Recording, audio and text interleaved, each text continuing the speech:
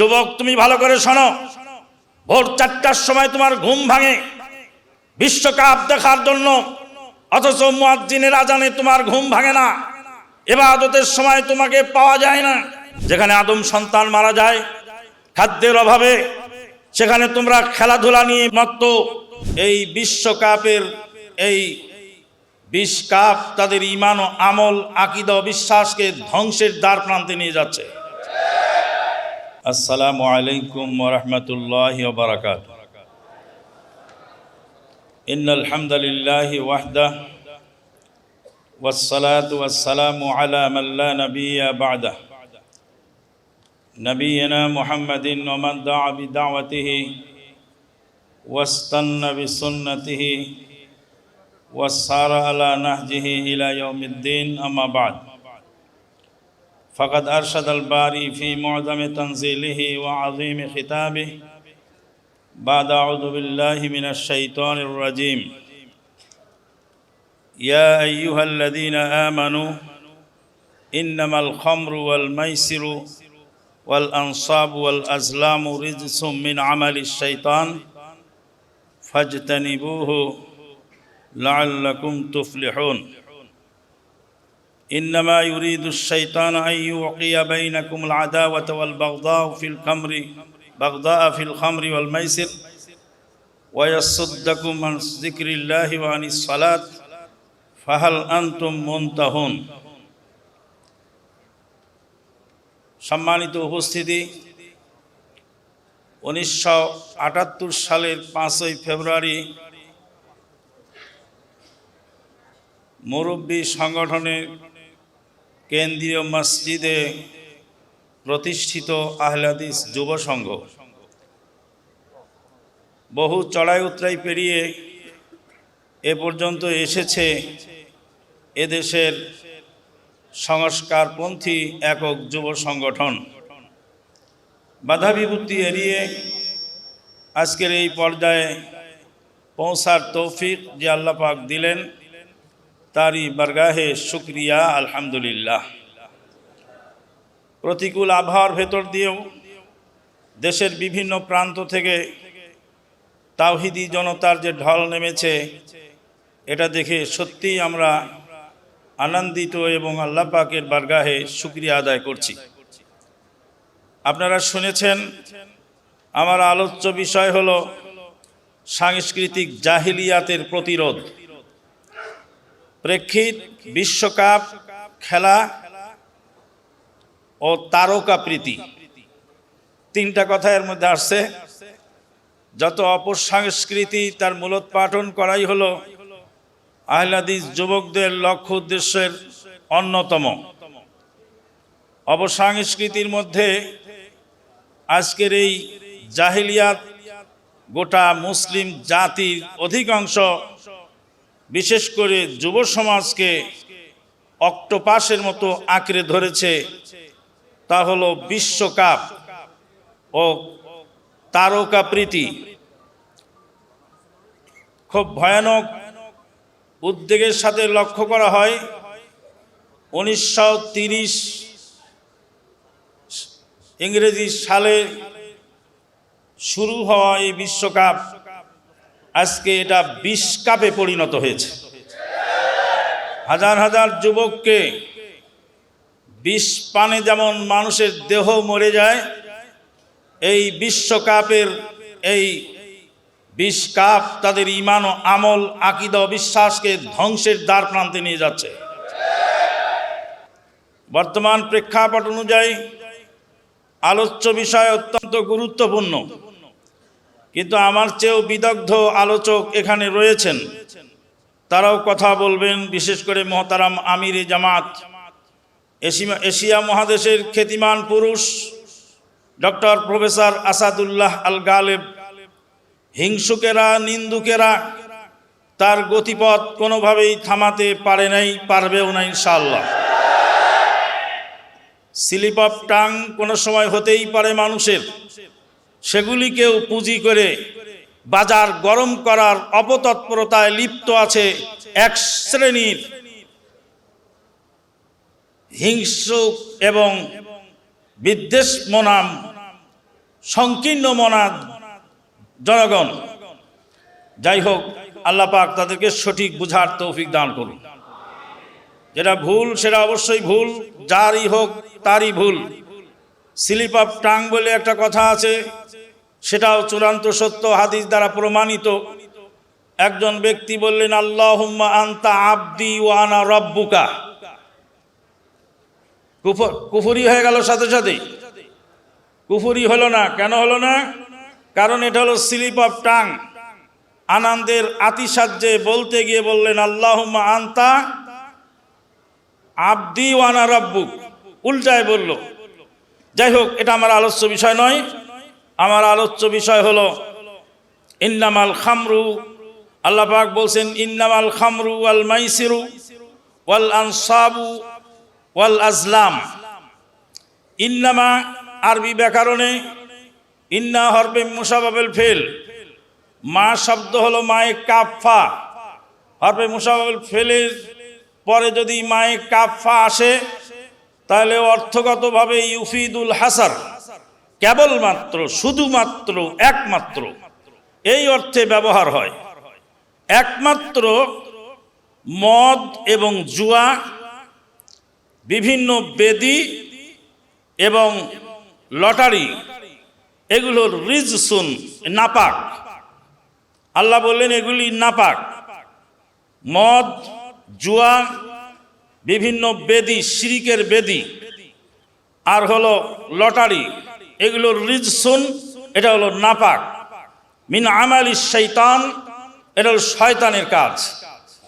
দুঃখজনক হলো সত্য, মাদকতা যেমন সয়লাব, দেশে ব্যাপকতা মাদকতার সয়লাব বয়ে চলেছে, অনুরূপভাবে জুত চুরি, জুয়া খেলা, এগুলি দেশে ব্যাপক আকার ধারণ করেছে।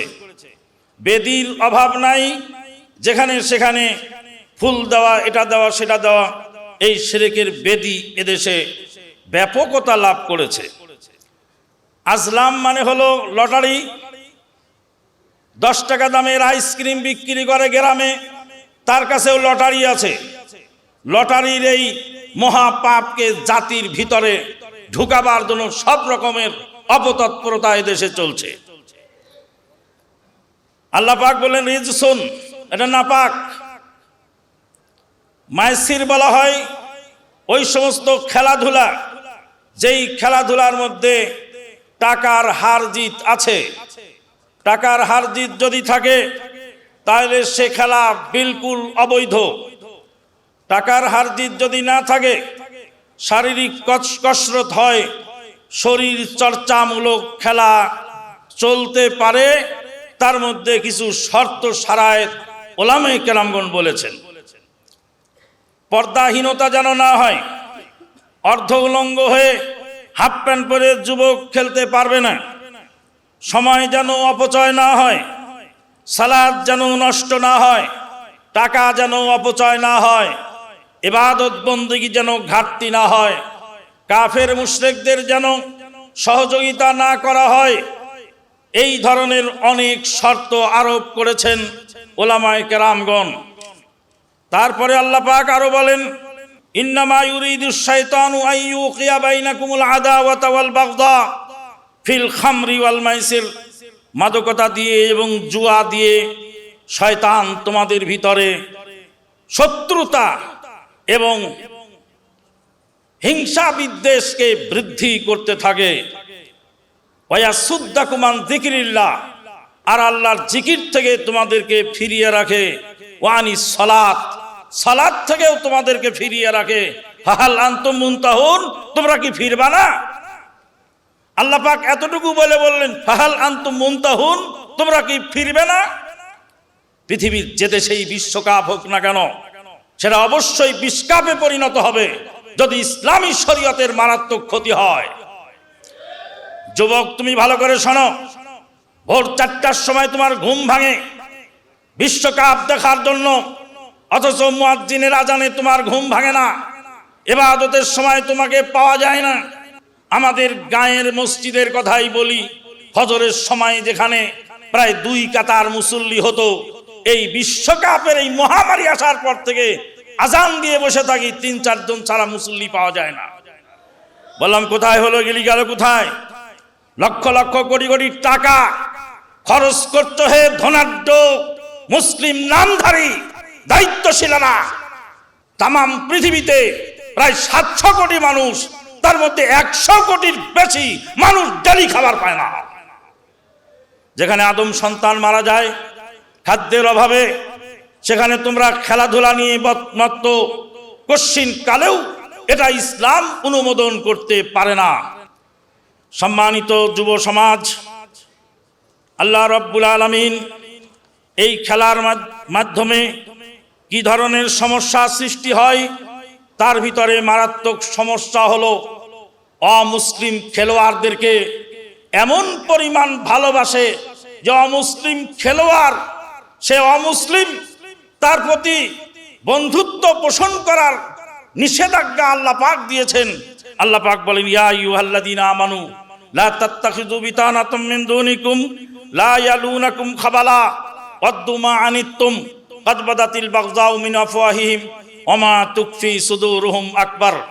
ওহে যারা ঈমান এনেছো শোনো, লা তাত্তাখিযু বিতানাতাম মিন দুনিকুম, মুসলিম ছাড়া অমুসলিমকে বন্ধুরূপে গ্রহণ করো না।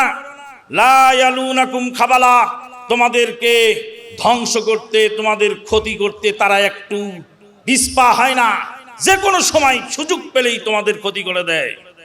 তারপরে আল্লাহ পাক বলেন, ওয়াদ্দু মা আনিতুম, তোমরা যাতে কষ্ট পাও সেই কষ্ট দেখে তারা খুশি হয়ে যায়। কাদ বাদাতিল বাগযাউ মিন আফওয়াহিম, অমুসলিমদের মুখের মধ্যে শত্রুতা ফুটে ওঠে। ওমা তুকফি সুদুরহুম আকবার, অন্তরে যেটা গোপন করে রাখে সেটা আরো ভয়ানক। অতএব যুবক, তওবা করে ফিরে আসতে হবে। পছন্দের খেলোয়াড় পরাজিত হওয়ার কারণে আত্মহত্যা করে। আল্লাহ পাক বলছেন, ওয়ামিনান নাসি মাইয়াত্তাখিযু মিন দুনিল্লাহি আনদাদান ইউহিব্বুনাহুম কাহুব্বিল্লাহ ওয়াল্লাযীনা আমানু আশাদ্দু হুব্বাল লিল্লাহ। কিছু মানুষ এরকম আছে যারা গায়রুল্লাহকে ভালোবাসে, আল্লাহর বান্দাকে ভালোবাসে। গায়রুল্লাহকে ভালোবাসার কারণে আল্লাহর সমতুল্য বা আল্লাহর ভালোবাসার সমতুল্য ভালোবাসা তাদের জন্য নিবেদন করে। আল্লাহ পাক এই যুব সমাজকে এই মহামারীতে ফিরে আসার তৌফিক দান করুন। পরিশেষে দুইটি কথা না বললেই নয়। 1978 সালে এই যুব সংঘ, আহলে হাদিস যুব সংঘ এদেশে চালু হলো। চালু হওয়ার পর থেকেই কোপানলে পড়ে এই যুব সংঘ ঘাটে ঘাটে মার খেতে খেতে, ধাক্কা খেতে খেতে, হোঁচট খেতে খেতে এই পর্যন্ত এসেছে। যুব সংঘের কারণে আমাদের কতটা ত্যাগ গেছে, আজকের যুবকদেরকে তা স্মরণ করিয়ে দিতে চাই। 1 টাকা করে চাঁদা তুলে, 1 টাকা করে চাঁদা তুলে যুব সংঘ আমরা চালিয়েছি। আমরা ঢাকার বৃহত্তর ঢাকা জেলায় যুব সংঘের দাওয়াত নিয়ে বিভিন্ন এলাকায় গেছি। দুপুরবেলা খুতবা শেষে 1 মুঠ খাবারও দেয় নেই, গালাগালি করে ফেরত দিয়েছে। হোটেলে এসে 2টা ভাত খেয়ে তারপরে আমরা কেন্দ্রে ফিরে এসেছি। বহু রকমের ত্যাগের বিনিময়ে যুব সংঘ আজ এই পর্যন্ত এসেছে। যেই বুড়ো মানুষটাকে তুমি দেখতে পাচ্ছ তোমার সামনে, এই বুড়ো একদিন যুব সংঘ নিয়ে ঘাড়ে করে নিয়ে দৌড়ে চলেছিল। কাজেই মুরব্বীদেরকে সম্মান দিয়ে চলবে যুবকেরা। আর মুরব্বীদেরকেও আমরা অনুরোধ করব, যুবকদেরকেও নিজের ছেলে মনে করে তাদেরকে সহযোগিতা করবে। প্রাইমারি স্কুল যদি বন্ধ হয় তাহলে হাই স্কুল ছাত্র পাবে না। হাই স্কুল যদি বন্ধ হয় তাহলে কলেজ ছাত্র পাবে না। কলেজ যদি বন্ধ হয় ইউনিভার্সিটি ছাত্র পাবে না। সুনামনি যদি সক্রিয় না হয় তাহলে যুব সংঘ কর্মী পাবে না।